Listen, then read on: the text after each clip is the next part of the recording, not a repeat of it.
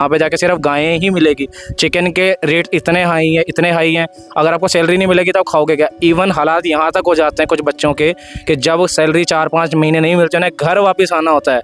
वो घर वापसी के लिए टिकट के पैसे भी नहीं होते हैं। फिर वो ग्रुप बना रखे हैं मॉस्को में, कुछ हरियाणा के लड़के हैं, पंजाब के लड़के हैं, फिर वो डोनेशन डालते हैं। डोनेशन डाल के लड़कों को वापस आना पड़ता है कि 15-20 हज़ार की टिकट कराने तक के पैसे नहीं बचते हमारे पास। यहाँ की जो मीडिया है, देश की मीडिया है, उसने कोई सवाल पूछे, कोई सवाल इस तरह के उठाए या अभी तक आपकी नॉलेज में? उन्होंने तो क्या ही पूछा, मैंने खुद कांटेक्ट करने का ट्राई किया काफ़ी उनसे कि सर हमें कुछ रियलिटीज़ हैं जो बतानी है, और वो हमें कह रहे हैं ऐसा करो आप ना एक वीडियो बना के भेजो हमको, और उसके बाद जो इसमें से क्वेश्चंस हमें अच्छे लगेंगे मतलब मैं कोई शादी की बातें थोड़ी आपको बताने आ रहा हूँ कि जो क्वेश्चंस हम बताएंगे तो आपको वो चीज़ें यहाँ पे बोलनी पड़ेंगी आके कि हम रशिया गवर्नमेंट के खिलाफ नहीं बोल सकते। मतलब रशिया गवर्नमेंट आपकी लगती क्या है? पहले तो इतना क्या खास है कि आप उनके खिलाफ गलत नहीं सुनना चाहते, ठीक है? वो यहाँ पर आया, पुतिन जी यहाँ पर आए हैं तो ऐसे मना रहे हैं जैसे दिवाली चल रही है इंडिया में, और हम वहाँ पे जा रहे हैं तो हमें कुत्तों की तरह, जानवरों की तरह पीटा जा रहा है, रखा जा रहा है, बॉडीज़ भेज रहे हैं। बॉडीज़ में क्या धोखा कर रहे हैं ये लोग? यहाँ से डीएनए रिपोर्ट मंगाते हैं वहाँ पे कि डीएनए रिपोर्ट भेजो, वहाँ पे डीएनए के साथ जो बॉडी मतलब मिलजुल रही है कि हाँ इसका डीएनए, क्योंकि बॉडी में बच्चा तो कुछ भी नहीं है, कंकाल बचा है, वो बना के इंडिया भेज देते हैं। उसके भी 7-8 लाख रुपए ले रहे हैं वो कंकाल भेजने के लिए भी। मतलब वाले की और एक आई है उत्तराखंड वाले की, तो वो 3 महीने और 5 दिन में डेड बॉडी आई है, और उसकी डेड बॉडी की हालत ऐसी थी कि बिल्कुल कंकाल था। हमें ये नहीं पता भाई वो हमारा ही है या फिर और किसी का था, ये नहीं पता जी। कैसे निकाल सकते हैं अगर आप जिंदा बच, क्योंकि आप फ्रंट लाइन पे चले गए तो आप जिंदा बचने की उम्मीद ही खत्म हो गई। मतलब कोई 100 में से एक आधा बच्चा हो गया कि जो वापस आ सकता है, तो वो वहाँ पर जाते हैं, उन्हें वैसी उम्मीद, वो तो ये कहते हैं कि भाई किसी तरह घर ही पहुँच जाए, बहुत बड़ी बात है। पैसा मरे का सबर हो जाता, खोए का नहीं होता। अब वो क्या किया जाए, बस ऐसे ही जी रहे हैं। मरने को तो बस कुछ बचा नहीं और कैसे रहनी है, जीवित है नहीं जी पता नहीं जी। हम जाते हैं तो वो हमें देख के ही ना वहाँ से गाली देते हैं पहले कि ये हिंदुस्तान के काले भद्दे लोग यहाँ पे आके सामान ले रहे हैं। और ये रियलिटी है हमारी रशिया के साथ। हम कहते हैं ना रशिया के साथ हमारे फ्रेंडशिप बहुत, बॉन्डिंग बहुत अच्छी है, तो ये ऐसा कुछ भी नहीं। ग्राउंड रियलिटी बिल्कुल ही डिफरेंट है। और अगर आपको भरोसा नहीं है, आप जाकर देख कर आ सकते हैं, वो चीज़ें फील करिए। जब आपको सहनी पड़ेंगी वो चीज़ें तो आपको पता लगेंगे ना। आप देश का प्रधानमंत्री जाएगा तो उसे तो वो स्पेशल फील कराएंगे कि जी प्रधानमंत्री है। प्रधानमंत्री जाता है वो भी गायें खिलाई जाती है, और उसके लिए भी पैसे हमसे ही लेंगे कि पहले काम करवाएंगे, उस काम के बाद जो जेल में जो पैसे मिलेंगे वही पैसे देके आप खाना भी खाओ। उस खाने का अगर विरोध करें तो क्या होगा? खाने का विरोध आप कर ही नहीं सकते। अगर आप करोगे वो कहेंगे कि हमने खाना ला के रख दिया, आपको पैसे तो देने ही पड़ेंगे। आप गलत बोल रहे हो, आप हमें सबूत दो। उन्हें कहें अपने घर का कोई बेटा भेज के देखो जो 20-21 साल का हो, और उसे कहें कि वहाँ पर रशिया में सिर्फ 1 साल काट के दिखाए, और अगर वो 1 साल के अंदर अंदर रशियन आर्मी में ना गया तो आप मेरा नाम बदल देना। और जो अब गवर्नमेंट के बारे में तो क्या ही बोला जाए, इंडिया जैसी गवर्नमेंट तो मुझे लगता ही नहीं कभी मिलने वाली है हमें। कि आप रूस की वोट से प्रधानमंत्री नहीं बने, आपको पुतिन ने प्रधानमंत्री नहीं बनाया। आप गृह मंत्री बने तो आप भारत की वोट से गृह मंत्री हैं। आप विदेश मंत्री के पद पर बैठे तो भारत के लोगों ने वोट दी, आपको रूस के लोगों ने वोट नहीं दी। नमस्कार दोस्तों, मैं सलीम और आप देख रहे हैं नमस्कार भारत। इंडिया के तमाम लोग जो हैं, तमाम बच्चे कहेंगे कि एक सपना लेकर विदेशों में जाते हैं ताकि वहां पर जाके अपना रोजगार स्थापित कर सके, नौकरी पा सके। और खासकर रूस में जो जाने वाले बच्चे हैं वो यहाँ पर जब जाते हैं तो उनको युद्ध में धकेल दिया जाता है। ऐसा ही कुछ मामला हमारे सामने आया है। कुछ हरियाणा के बच्चे और देश भर के तमाम प्रदेशों से बच्चे वहाँ पर फंसे हुए हैं। कुछ बच्चे निकले हैं तो उनसे बात भी करेंगे कि क्या कुछ वहाँ पर होता है और क्यों युद्ध में धकेल दिया जाता है, रोजगार के नाम पर कितनी वहां पर प्रताड़ना होती है। आज क्योंकि अभी हाल ही में जो रूस के राष्ट्रपति पुतिन जी यहां पर आए तो पूरे देश ने उनका इस्तकबाल किया यहां पर खड़े होके, और देश ने दिखाया कि दोनों देशों में कितनी मैत्रिता वहां पर है, कितने अच्छे संबंध दोनों देशों में है। लेकिन ये जो लोग खड़े हैं, जो ये पीड़ित लोग खड़े हैं, खासकर मैं पीड़ित इसलिए कह रहा हूं क्योंकि कुछ इनमें से बचकर निकल आए हैं, कुछ के अभी बच्चों जो हैं वहां पर फंसे हुए हैं। वो इस मित्रता पर जो है, जो भारत और रूस की मित्रता है, उस पर सवाल उठा रहे हैं। बात कर लेते हैं। सबसे पहले सर नमस्कार। देखो क्या है कि ये बच्चा जो है ये सौभाग्यशाली है जी, कि दुर्भाग्यवश ये फंसा, लेकिन सौभाग्य से निकल ही आया। लेकिन ये जो आप देख रहे हैं आपके कैमरे में जो दिखाया जा रहा, ये वो पीड़ित परिवार है, पीड़ित भाई, पीड़ित बाप है, जिनके बच्चे रूस ने जबरदस्ती या तो जेल या फिर बॉर्डर, दो शर्त रख के बच्चों को रखा। मैं ये कहना चाहूँ देश की सरकार से, माननीय प्रधानमंत्री से, आप रूस की वोट से प्रधानमंत्री नहीं बने, आपको पुतिन ने प्रधानमंत्री नहीं बनाया। आप गृह मंत्री बने तो आप भारत की वोट से गृह मंत्री हैं। आप विदेश मंत्री के पद पे बैठे तो भारत के लोगों ने वोट दी, आपको रूस के लोगों ने वोट नहीं दी। और यदि भारत के बच्चे, आपको वोट देने वाले बच्चे, उनके परिवार के लोग यदि आज रूस में जबरदस्ती मारे जा रहे, तो इस देश की सरकार का फर्ज है कि उन्हें वापस लावे। नहीं लाओगी तो जन आंदोलन होगा। सरकार की पोल खोली जाएगी, रूस की पोल खोली जाएगी, पुतिन की भी पोल खोली जाएगी, मोदी की भी खोली जाएगी। यदि बच्चे नहीं आओगे तो उनके लिए संघर्ष करेंगे। अभी आपकी नॉलेज में कितने बच्चे लग रहे हैं आपको वहाँ फंसे हुए हैं? कैसे आप लोगों से कांटेक्ट कर रहे हैं? देखो, ये परिवार हैं, इन्होंने एक ग्रुप भी बनाया। और आप मेरी नहीं, मुझे सबसे ज्यादा दुख तो इस बात का है कि जब मैं पहली बार यहाँ से विदेश मंत्रालय गए, कि इनके पास उस समय 27 बच्चों की लिस्ट थी कि भाई 27 बच्चे हमारे गुम है, वो वहाँ सेना में जबरदस्ती ले जाए गए। तो गृह मंत्रालय में इन्हें पता लगा कि 27 नहीं 62 बच्चों की लिस्ट हमारे पास है। 5 से 6 डेड बॉडी रूस से अब तक आ चुकी, जिन्हें भारत सरकार लेकर आई, उनकी वर्दी रूस की वर्दी थी। दुर्भाग्य ये है कि सरकार को ये भी पता लगा कि भाई रूस से ही ये डेड बॉडी आई, ना कोई सैनिक सम्मान, ना कोई पैसा। और ये दुर्भाग्य है कि सरकार को ये पता लग चुका है कि हमारे बच्चों को जबरदस्ती रूस की सेना में धकेल दिया गया मारने के लिए। उसके बाद भी सरकार के कानों पे कोई जूं नहीं चल रही। इसलिए आज ये सब पीड़ित लोग आए। हम लोग ये चाहते हैं कि सरकार इनकी बात सुने, नहीं तो हम लोग फिर जगह जगह आंदोलन भी करेंगे और प्रेस वार्ता भी करेंगे। आंदोलन होंगे और प्रेस वार्ता के माध्यम से ये एक माध्यम है सरकार तक अपनी बात पहुंचाने का। सबसे पहले एक सौभाग्यशाली बच्चा उस रूस के युद्ध से कहेंगे कि निकलकर आज भारत की इस धरती पे आया है। वहाँ की जो व्यथा है, जो वहाँ बच्चे फंसे हुए हैं, क्या कुछ वहाँ खाने को मिलता है, कितनी प्रताड़ना होती है, आप इनके मुंह से सुनेंगे तो आपको लगेगा कि वाकई में ये मित्रता सिर्फ दिखावे की है। इनकी बात सुने। सबसे पहले क्या कुछ कहना चाहेंगे? सबसे पहले पुतिन यहाँ पे आए थे, उस मित्रता के बारे में क्या कहेंगे? मित्रता के नाम पे तो ढोंग ही कर रहे हैं लोग। अब से नहीं कर रहे हैं, बहुत टाइम से कर रहे हैं। गवर्नमेंट को भी पता है, गवर्नमेंट सब कुछ देख रही है, गवर्नमेंट को सारी नॉलेज भी मिलती है। और सबसे बड़ी बात यह है, जो बातें हम यहाँ पे करते हैं ना, वो बातें अब से 10 मिनट बाद ही वहाँ पहुँच जाएंगी, हमें भी नहीं पता कैसे।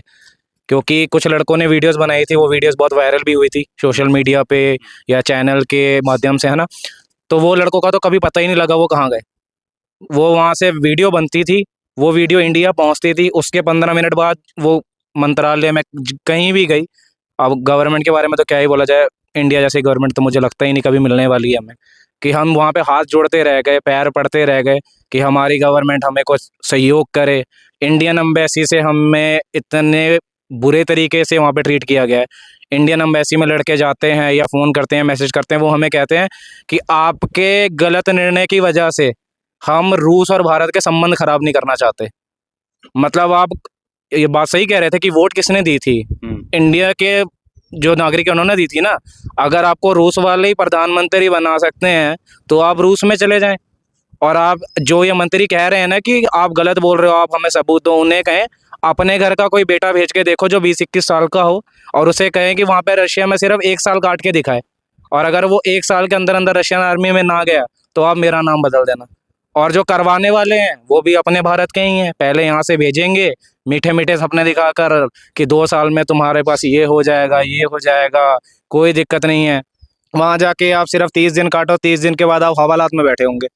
हवालात में कैसे बैठे होंगे? आप टूरिस्ट वीज़ा पे जा रहे हो, आपको यहाँ से बोल के भेजेंगे टूरिस्ट वीज़ा पे भेज रहे हैं, वहाँ जाके काम दिला देंगे, वर्क परमिट मिल जाएगा, असाइलम डलवा देंगे।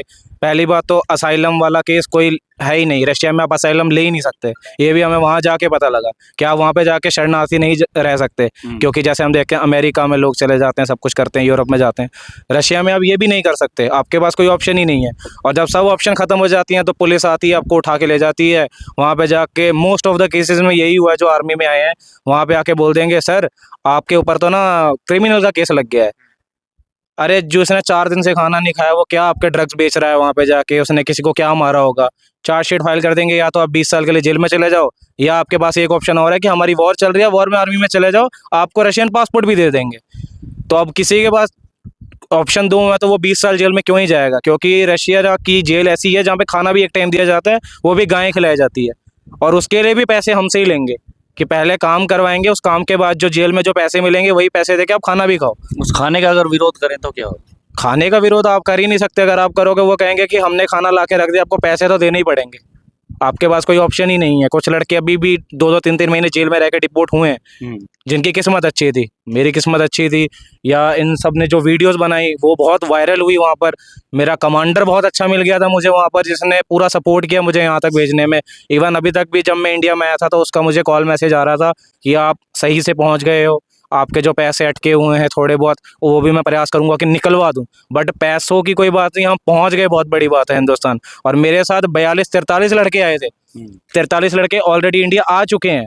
बट गट्स कह लो कि गट्स ही नहीं है कि आप आके रियलिटी बता दो कम से कम कि क्या हमारी फ्रेंडशिप है रशिया के साथ। रशिया में आप जाते हो, आप आर्मी में नहीं नॉर्मल काम भी कर रहे हो, अगर आपने काम खराब कर दिया वो सीधा आपको पीटेंगे पकड़ के।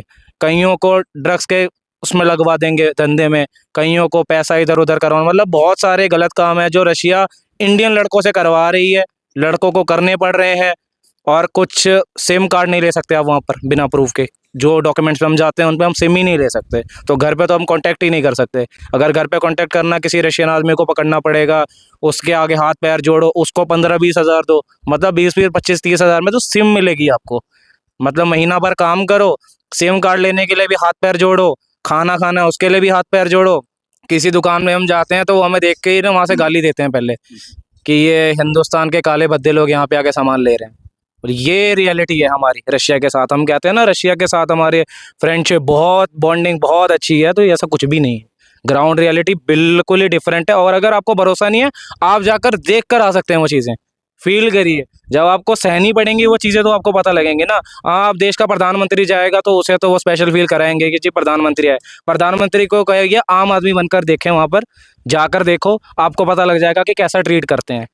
ठीक है, तो रशियन गवर्नमेंट तो हमें वैसी हेल्प नहीं कर रही है, इंडियन गवर्नमेंट से हमने उम्मीदें ही छोड़ दी हैं, इतने हाथ पैर जोड़ लिए हैं इनके आगे। जब आप आर्मी में वहाँ जाते हैं, रूस में वो भर्ती कर लेते हैं आपको, कितना वहाँ पे मिलता है और किस प्रकार का मतलब वहाँ जबरदस्ती होती है, या जो बच्चे कर रहे हैं उनको कुछ मिलता भी है या नहीं मिलता है? मिल भी रहा होगा, मिलता तो है बट पहुंचता नहीं है हमारे तक, क्योंकि हमारे पास नंबर ही नहीं है, बिना नंबर के अकाउंट्स हैं वो। तो ये इन्होंने अपने ही नंबर अटैच करके रखे हैं, ये जब मर्जी वो पैसे निकाल सकते हैं। अगर आप जिंदा बच, क्योंकि आप फ्रंट लाइन पे चले गए तो आप जिंदा बचने की उम्मीद ही खत्म हो गई। मतलब कोई 100 में से एक आधा बच्चा हो गया कि जो वापस आ सकता है, तो वो वहाँ पर जाते हैं, उन्हें वैसी उम्मीद, वो तो ये कहते हैं कि भाई किसी तरह घर ही पहुँच जाए, बहुत बड़ी बात है। पैसा तो सेकेंडरी है ना, कि पैसा को प्रायोरिटी कोई नहीं दे रहा, वहाँ पे जान को प्रायोरिटी दे रहे हैं कि किसी तरह घर चले जाएं। काफ़ी केस हैं, एक अमृतसर से जो मेरे को कंटिन्यूसली कॉल आ रहे हैं, एक फैमिली के, उनका एक बेटा अपाहिज है, ठीक है, वो सिंगल मदर रह गई हैं अब यहाँ पर, उनका हस्बैंड का यही नहीं पता, उनको इन्फॉर्मेशन आती है वो मिसिंग है, बट रशिया में मिसिंग का केस ये है कि उसकी डेथ हो चुकी है। और सबसे बड़ी बात ये, बॉडीज़ भी जो आई हैं अभी, आप कह रहे हो कि बॉडीज़ भेज रहे हैं, बॉडीज़ में क्या धोखा कर रहे हैं ये लोग, यहाँ से डीएनए रिपोर्ट मंगाते हैं वहाँ पे कि डीएनए रिपोर्ट भेजो, वहाँ पे डीएनए के साथ जो बॉडी मतलब मिलजुल रही है कि हाँ इसका डीएनए, क्योंकि बॉडी में बचा तो कुछ भी नहीं है, कंकाल बचा है, वो बना के इंडिया भेज देते हैं, उसके भी 7-8 लाख रुपए ले रहे हैं वो कंकाल भेजने के लिए भी। मतलब आपको ये भी नहीं पता कि आप अपने बच्चे की बॉडी का संस्कार कर रहे हो यहाँ पे आके, क्या पता वो कोई रशियन बंदा हो। आप कंकाल में आप कैसे पता लगा लोगे कौन है, क्योंकि डीएनए रिपोर्ट तो ये मैच कर देते हैं वहाँ पे उसके साथ ही। तो अब यहाँ पे भी दिखाओगे तो वो यही कहेंगे कि डीएनए रिपोर्ट तो मैच होती है, क्योंकि उन्होंने सेम डीएनए वाली बॉडी यहाँ पे भेजी है। तो रशिया के ऊपर तो आप बिल्कुल बिलीव मत करिए, और जितने भी बच्चे रशिया जा रहे हैं मत जाओ। एक सवाल ये भी है कि जब आप भारत आए तो यहाँ की जो मीडिया है, देश की मीडिया है, उसने कोई सवाल पूछे, कोई सवाल इस तरह के उठाए हैं अभी तक आपकी नॉलेज में कुछ? उन्होंने तो क्या ही पूछा, मैंने खुद कांटेक्ट करने का ट्राई किया काफ़ी उनसे कि सर हमें कुछ रियलिटीज़ हैं जो बतानी है, और वो हमें कह रहे हैं ऐसा करो आप ना एक वीडियो बना के भेजो हमको, और उसके बाद जो इसमें से क्वेश्चंस हमें अच्छे लगेंगे, मतलब मैं कोई शादी की बातें थोड़ी आपको बताने आ रहा हूँ, कि जो क्वेश्चंस हम बताएंगे तो आपको वो चीज़ें यहाँ पे बोलनी पड़ेंगी आके, कि हम रशिया गवर्नमेंट के खिलाफ नहीं बोल सकते। मतलब रशिया गवर्नमेंट आपकी लगती क्या है, पहले तो इतना क्या खास है कि आप उनके खिलाफ गलत नहीं सुनना चाहते, ठीक है। वो यहाँ पर आया, पुतिन जी यहाँ पर आए हैं तो ऐसे मना रहे हैं जैसे दिवाली चल रही है इंडिया में, और हम वहाँ पर जा रहे हैं तो हमें कुत्तों की तरह, जानवरों की तरह पीटा जा रहा है, रखा जा रहा है, कोई सैलरी नहीं मिल रही है, कहाँ जाएंगे बच्चे।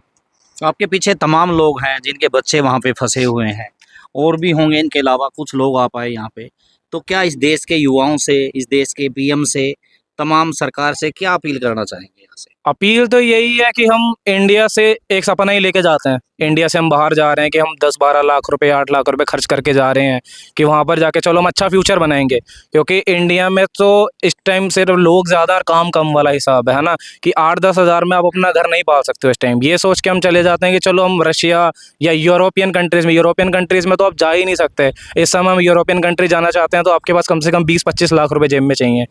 एक मजदूरी करने वाला इंसान जिसका बाप मजदूरी करता है, ठीक है, किसी प्राइवेट फैक्ट्री में काम करता है, प्राइवेट कंपनी में काम करता है, जिनकी सैलरी 20-25 हज़ार से ऊपर नहीं होती है, हमें भी पता है, वो कहाँ से 25 लाख रुपए निकाल के यूरोप भेजेगा। वो सोचते हैं चलो रशिया में 3-4 लाख 5 लाख लग रहे हैं, बट उन्हें ही नहीं पता ना कि जब आप रशिया में भेज दोगे उससे अच्छा तो आप इंडिया में ही वो 5 लाख लगा लेते, किसी चीज़ पे इन्वेस्ट कर लेते, कोई बिजनेस खोल लेते। कुछ नहीं होता, इंडिया में 2 टाइम की रोटी खा के तो रह लेता आदमी, वहाँ पर जाके तो आप 2 टाइम की रोटी भी नहीं खा सकते। वहाँ पर जाके सिर्फ गायें ही मिलेगी, चिकन के रेट इतने हाई हैं, अगर आपको सैलरी नहीं मिलेगी तो आप खाओगे क्या। इवन हालात यहाँ तक हो जाते हैं कुछ बच्चों के कि जब सैलरी 4-5 महीने नहीं मिलते उन्हें घर वापस आना होता है, वो घर वापसी के लिए टिकट के पैसे भी नहीं होते हैं। फिर वो ग्रुप बना रखे हैं मॉस्को में, कुछ हरियाणा के लड़के हैं, पंजाब के लड़के हैं, फिर वो डोनेशन डालते हैं, डोनेशन डाल के लड़कों को वापस आना पड़ता है कि 15-20 हज़ार की टिकट कराने तक के पैसे नहीं बचते हमारे पास।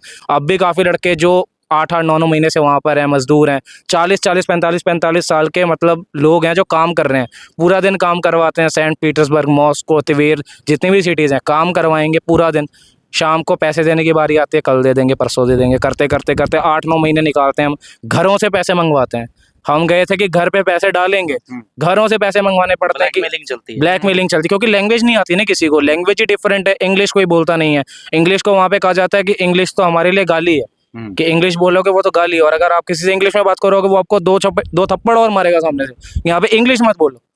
तो ये रियलिटी है वहाँ पे रशिया की इंडियंस के साथ। तो तमाम लोग यहाँ पर इस समय आप देख सकते हैं, और इनकी भारत सरकार से, खासकर प्रधानमंत्री नरेंद्र मोदी जी से, जिन्होंने पुतिन के साथ अपनी मित्रता जाहिर की, लेकिन ये परिवार हैं, आपके सामने देख सकते हैं कि इनके बच्चे, इनके लाडले वहाँ पर फंसे हुए हैं, युद्धों में धकेले जा रहे हैं ज़बरदस्ती, और कोई पैसा वगैरह वहाँ से आ ही नहीं रहा, कईयों के कॉन्टैक्ट उन बच्चों से नहीं हो पा रहे हैं। कुछ से और बात करते हैं, कुछ बातचीत हो पाती है बच्चों से? नहीं जी, हमारी तो लास्ट बात 1 अक्टूबर को हुई थी जी, उसके बाद कोई कांटेक्ट नहीं है, आउट ऑफ कांटेक्ट है जी। कौन सी इसमें शहर में वो वहाँ पे? वो वहाँ तो उसने बता दी जी, मैं ये यूक्रेन का एरिया है जो रशिया ने कब्जाया हुआ है, मैं यहाँ पे हूँ फिलहाल। हमारी 5 दिन कंटिन्यू बात हुई थी, उसके बाद हमारा संपर्क टूट गया, उसके बाद कोई कांटेक्ट नहीं हुआ जी कुछ हमारा। कहना चाहेंगे सरकार से? मैं तो ये सरकार से यही विनती करना चाह रहा हूँ जी, हमारे बच्चों को सही सलामत वापस लाया जाए, जो जिस भी हालात में हैं। अब हमारे को क्या पता जी, अब जैसे अभी पिछले बुधवार को ये एक डेड बॉडी आई है राजस्थान वाले की, और एक आई है उत्तराखंड वाले की। तो वो 3 महीने और 5 दिन में डेड बॉडी आई है, और उसकी डेड बॉडी की हालत ऐसी थी कि बिल्कुल कंकाल था। हमें ये नहीं पता भाई वो हमारा ही है या फिर और किसी का था, ये नहीं पता जी। तो पूरा दिन जो है किस तरह की सोच में गुजरा? हम तो देखो जी, सोच तो यही है जी, हम तो 4 महीने हो गए कार्रवाई करते हुए, हमारी कोई सरकार सुन नहीं रही है, और दिन ऐसे गुजर रहे हैं जैसे कहते हैं ना जी, हमारे यहाँ कहावत है कि भाई मरे का सबर हो जाता, खोए का नहीं होता। अब वो क्या किया जाए, बस ऐसे ही जी रहे हैं, मरने को तो बस कुछ बचा नहीं और कुछ कसर पता है नहीं नहीं है है। जीवित है? नहीं जी, पता नहीं जी। तो इसी तरह के हालात पूरे जितने भी बच्चे गए हुए हैं सबके परिवारों के हैं, और बच्चा ये सौभाग्यशाली है जिसने इतना जो हौसला दिखाया कि वो आज मीडिया से जो है अपनी बात रखने का उसने हौसला दिखाया। और तमाम लोग बच्चों की मदद के लिए तमाम सरकार से, प्रधानमंत्री से अपील करने के लिए ये लोग आए हैं, और इन्होंने ये ऐलान भी आज यहाँ पर किया है कि अगर सरकार ने उनकी बात नहीं सुनी तत्काल तो वो आंदोलन करेंगे। इस वीडियो को आप लोगों तक पहुँचाएँ, सरकार तक पहुंचाएं, और शेयर करके कमेंट्स लिखें कि किस तरह से उनकी मदद हो सकती है। मैं विदा चाहता हूं। नमस्कार, जय हिंद।